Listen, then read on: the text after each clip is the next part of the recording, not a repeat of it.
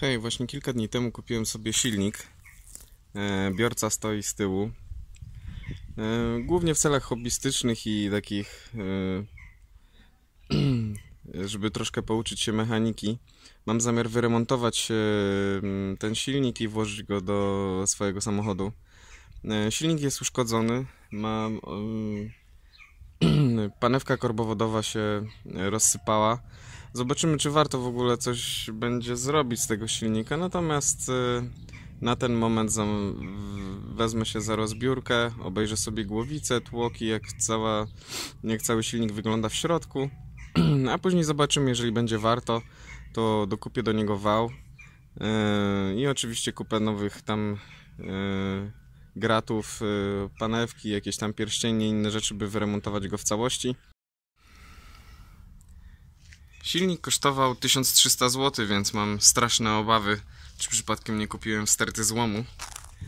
Natomiast no, zobaczymy w trakcie rozbiórki, jak to wszystko będzie wyglądało.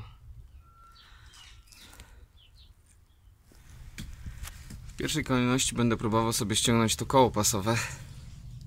Śruby, stan zbliżony do tragicznego. Mam nadzieję, że odkręcę. Zobaczymy. Dobra. Pierwsza rzecz zdjęta. Nie było łatwo. Nie wygląda to wszystko za dobrze. No nic, ale zajmę się najpierw wszystkimi rolkami, a później zdejmowanie głowic. Teraz demontaż kolektora. Tutaj mamy 6 śrub. Zgnite też nieźle. Także zdemontuję sobie kolektor i pomału będę rozbierał głowicę. Rozpocząłem demontaż śrub głowicy, tej pokrywy głowicy. Mam już zdemontowane wszystkie śruby prawie, zostały mi nakrętki. Chciałem sobie zrobić jeszcze raz takie zdjęcie, jak były ustawione wałki, pomimo wszystko, że mam cały zestaw blokad i tak dalej, ale po prostu nie jestem do końca pewny, czy samo blokowanie na blokady wystarcza. Może jeszcze są jakieś inne znaczące znaki, które by wskazywało na to, jak ustawić wałki. Dlatego sobie nagrywam tutaj demontaż. I jak ściągnę tylko tą pokrywę wałków, to od razu biorę się za śrubę głowicy i ściągam głowicę. Głowica jest już ogołocona, nie ma wałków. Teraz będziemy ściągali głowicę. Tu mamy śrubę, tu i tu. I za moment głownica będzie na zewnątrz. No i okej, głowica zrzucona. Tak to wygląda. Druga strona rozebrana analogicznie. Niestety ze względu na to, że nie mam profesjonalnego sprzętu i nie zwróciłem uwagi na zasilanie, rozładował mi się mój sprzęt, no i w sumie rozbieranie już dokończyłem, cały demontaż bez nagrywania. Tak wygląda już ogołocony blok silnika. Tutaj strona, gdzie chodzi rozrząd. No, druga strona. I tak dalej, nie? Przód silnika, miejsce na pompę i na termostat. I teraz tak, kurczę, mam straszną rozkminę, nie wiem, może gdzieś tam poradzicie, co z tym zrobić. Z tym blokiem odwiedziłem kilka zakładów szlifierskich. Jeden z nich powiedział, że to w ogóle ten cały blok to jest złom. To jest w ogóle cylinder, na którym przytarło panewkę. No i bardzo ciężko jest to pokazać, ale przepraszam, to chyba nie jest ten nawet moment. To jest ten, na którym chyba przytarło, tak. Bardzo ciężko jest to pokazać. No w sumie to graniczy z cudem, żeby tutaj ostrość złapać. No ale na tej gładzi cylindra czuć ewidentnie, delikatnie w tym miejscu pod palcem rysy. Więc ta tuleja prawdopodobnie byłaby do wymiany. Jest to blok żeliwny i tutaj nie ma żadnych nikasili, jakichś tam innych cudów specjalnych, bo to w blokach aluminiowych się stosuje, z tego co przynajmniej sobie poczytałem. W blokach żeliwnych, a szczególnie w tym bloku, są tak zwane tuleje mokre i wszystkie tuleje mogą podlegać wymianie.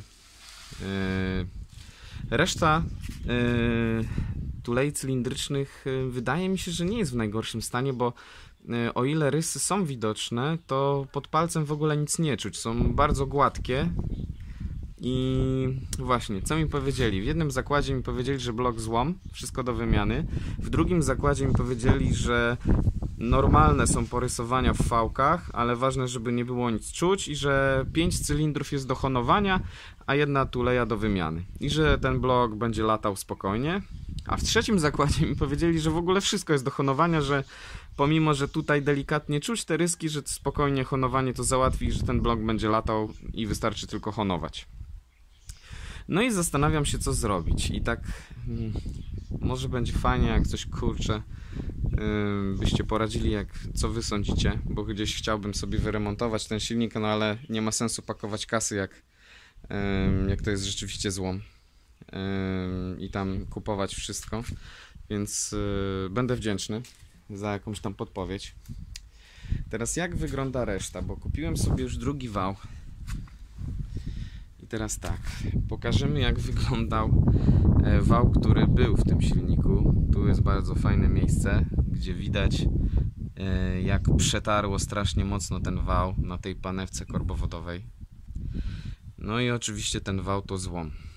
Wiem, że są specjaliści, którzy pewnie by się tym zajęli, doprowadzili go do stanu używalności, ale też troszeczkę o tym czytałem i wiem, że te wały są jakoś powierzchniowo wzmacniane, jakieś tam ozonowanie, azotowanie jest robione. I o ile firmy w Polsce zajmują się dorabianiem panewek, bo do tego silnika są tylko nominalne panewki, to można by było zeszlifować, dobrać panewki, w ogóle cuda porobić, ale no jednak chyba nie poszedłbym w tą stronę. Kupiłem drugi wał. Tutaj wygląda wszystko ok. Natomiast no ja mówię, nie mam aż tak dużego doświadczenia i delikatnie się zastanawiam nad jedną panewką właśnie, znaczy nad jednym czopem tutaj na wale. Kurczę, nie mogę złapać ostrości. On ma, choć pod palcem nic nie czuć, to on ma delikatne ryski i chropowatości, takie bardzo delikatne. I nie czuć tego, normalnie jak się jeździ palcem, to jest gładki, ale jakby wizualnie widać, że nie jest to idealna powierzchnia. O, może trochę teraz lepiej widać. I zastanawiałem się, co z tym zrobić. Oczywiście sprzedający twierdzi, że wał jest w stanie bardzo dobrym i że miliony kilometrów przejeździ. No ale tak się właśnie zastanawiam, co z tym zrobić. Oznaczenie wału jest to samo, teoretycznie to jest ten sam wał, tylko widzę, że właśnie tu jest różnica, ale to chyba jest do wyważania, to chyba jakoś oni to nawiercają, żeby wyważać te wały, bo tutaj widzę różnicę, natomiast cała reszta wydaje się być ta sama. Oznaczenie jest to samo, tylko literki na końcu się różnią, tam jest AB, a tu jest AC chyba, coś takiego, więc wydaje mi się, że to są te same wały. Cała reszta jak wygląda? Panewki główne. Poprzycierane też ostro, nie? Teoretycznie sprzedający twierdzi, że po prostu wynikało to ze złego oleju i z rzadkich wymian, że jeździł niby na Castrolu i w ogóle, i że to jakiś shit mu powiedzieli, i że to wszystko przez Castrol i że za rzadko wymieniał i w ogóle nie wiem, czy to prawda. Zastanawiam się nad czymś innym, jakąś tam inną teorię mam i zaraz do tego dojdę. I teraz tłoki. To jest tłok, na którym doszło do zatarcia tej panewki, a tak naprawdę do zutylizowania panewki, bo inaczej bym tego nie nazwał. Nie ma tu nic. Totalne zero. Też ciężko jest to pokazać, ale widać tutaj na powierzchni, że przez to, że panewka zniknęła bardzo mocno, gdzieś tarły o siebie dwa korbowody. I tutaj są dosyć mocne zarysowania i to chyba tarło z tym. Rozsypał się. To chyba tarło z tym sobie tłokiem. Tak, widać tutaj też. Więc prawdopodobnie, nie wiem, może ten korbowód by został, bo tu panewki jeszcze były. Natomiast stan tych panewek też, no, szału nie ma, powiem wam. Ciężko jest to też pokazać, ale szału nie ma. Niektóre panewki to są w stanie tragicznym, porozsypywane już też dosyć mocno. Tu gdzieś to ja naznaczyłem śrubokrętem, jak zdejmowałem. Ale niektóre panewki naprawdę, no, wszystko jest do wymiany. No, ta to w ogóle jest w pięknym stanie. Była następna w kolejności do rozsypania całkowitego i do utylizacji. Tutaj sobie trochę poczyściłem tłok. I właśnie zastanawiam się nad jedną rzeczą, bo gdzieś zwrócili mi uwagę w jednym zakładzie szlifierskim na porysowania na tłoku. Nie wiem, czy to będzie miało znaczenie, jeżeli bym się zdecydował na składanie silnika, to że on troszeczkę ma te boczki przyrysowane. To też możecie mi coś podpowiedzieć, czy te tłoki mogą chodzić. Chyba mogą, no nie wiem, może troszeczkę przeszlifować je, żeby tu nie było żadnych zadrapań czy coś. Ale może by chodziło, nie? Jakbym się zdecydował na wymianę tulei nominalną, na honowanie reszty i wymianę pierścieni i tak dalej, to może by te tłoki były, no nie wiem, będę wdzięczny za poradę.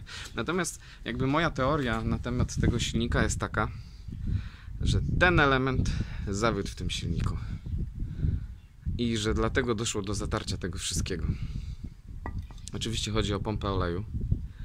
I teraz pytanie do Was, bo zielonego pojęcia nie mam, jak to dziadostwo sprawdzić, czy to w ogóle działa. Czy to działa i czy daje prawidłowe ciśnienie. Oczywiście mogę sobie jakiś klucz, imbus wrzucić i wiertarkę i tym zakręcić, nie? I zassać olej. Ale pytanie, tu jest wyrzut oleju, jakiś manometr tu wstawić czy coś. No nie za bardzo wiem, kurde, gdzieś tam jakieś wartości może poszukać na necie. No coś tam znalazłem, ale nie jestem pewny, czy to konkretnie do tego elementu. Co to jest w ogóle za element? O, coś takiego. Kurde, pytanie jak to sprawdzić. Wydaje mi się, że to mogła pompa zawieść i przez to pozacierało cały ten silnik i te wszystkie elementy. No ale może ta teoria z tym olejem też jest prawdziwa, no nie wiem. Myślę cały czas nad tym, czy warto inwestować w ten silnik, ale z wielką chęcią bym go odnowił i sobie zamontował. Jest to dla mnie niesamowita frajda, że mogę sobie pogrzebać i pobawić się. Także gdzieś tam, kurczę, liczę na waszą pomoc i podpowiedź, bo gdzieś tam no, nie jestem jakimś mechanikiem, a bardziej amatorem, hobbystą. Trudnię się całkiem innymi rzeczami na co dzień. Więc będę wdzięczny bardzo za jakąkolwiek pomoc. No i zobaczymy po tym, co mi powiecie, albo po tym, co podpowiedzą mi znajomi, bo też będę prosił o ich pomoc, czy w ogóle warto skupiać się na remoncie tego silnika. Bo oczywiście, jeżeli mówimy generalnie o całym przedsięwzięciu, to ono finansowo nie jest w żaden sposób uargumentowane, tylko teraz kwestia pytania, jak bardzo nie jest uargumentowane. Wiadomo, że dużo łatwiej kupić używany silnik i po prostu go zamienić, ale ja nie robię tego po to, żeby to się opłacało, tylko po to, bo po prostu mam na to ochotę. Także będę wdzięczny za jakieś podpowiedzi. No i zobaczymy, może dojdzie do jakiegoś tam kolejnego etapu i wtedy bym nakręcił kolejny film z montażu tego silnika. Jak już się zdecyduje, to będzie piaskowanie bloku, malowanie, no i honowanie lub wymiana tej jednej tulei. No to też jest dla mnie zastanawiające, czy warto to robić, ale może warto, nie? Skoro w tych żeliwnych blokach wymieniało się tuleje, może warto. Dobra, dzięki i ewentualnie zapraszam na drugi film, jeżeli zapadnie decyzja o remoncie tego silnika i tam kolejnych etapach pracy. No i natknęło mnie na koniec. Za wszystkie jakieś tam moje pomyłki merytoryczne i językowe przepraszam z góry. Oczywiście możecie poprawiać mnie w komentarzach. No i chyba tyle. Dzięki.